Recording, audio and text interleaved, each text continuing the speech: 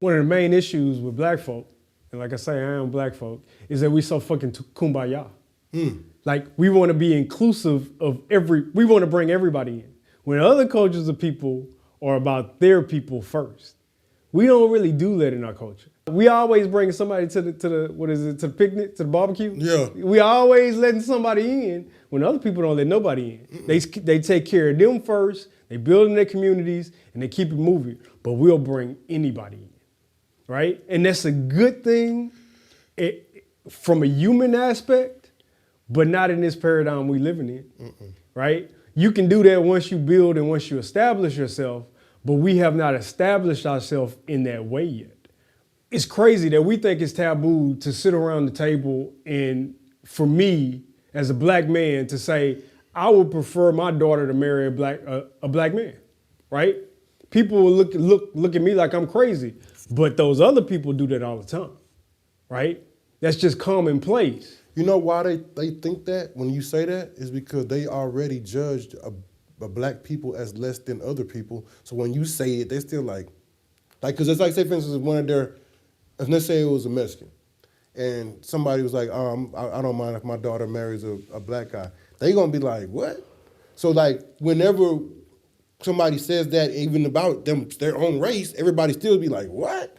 Like, you wouldn't want to marry some other race that's better than your race? Like, no. Yeah, I get There's no race better than my race, and my race ain't better than your race. I get what you're saying. My thing is, I don't think anything's wrong with nepotism. Like, you should do for your people first. That's the way the world works. The world works on tribalism. Always has, always will. People that are alike gravitate toward each other and build together. That's just what it is, right? Now, that doesn't mean I can't trade with you, that I can't do business with you, but what it does mean is I'm taking care of me and mine first. First my family, then my larger family, and then my community. That's just what it is. That's what everybody else does. That's what every other culture that comes here does. We're just the outliers in there because we are kumbaya for some reason.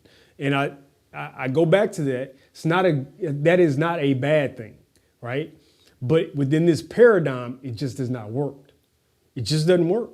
And we need to wise up to that. We need to build amongst ourselves and keep it moving until we get to a point where we can. It's like, how can you be kumbaya and you can't even do for yourself? I can't step outside of my community and my culture to do for somebody else when I can't even help my own community. You can't go feed the homeless and you can't feed your family on Thanksgiving. Yeah, just simple principle. Simple. In the larger issue, we have that in our churches. It's like, there's no reason for our churches to be what they are. It's like, we should have a system within the black church, right? Where black church is bringing in money and helping community, bar none, undoubtedly, right? If it's gonna be a mega church, they need to be a conglomerate of fucking mega churches, right? They need to be a corporation, right? And be doing things for the community. That's just it. But this individual, the craziest thing is I can go to a black neighborhood and it's a church on every corner. And I'm like, why? Why is there a church on every corner in this black neighborhood when it can be one big church that's truly helping the community, right? That's bringing in everybody and getting not only a message across, but a community message across. But you have a church literally on every corner in black communities sometimes. It's because, in my opinion, churches are like convenience stores. It's just somewhere to come put your money.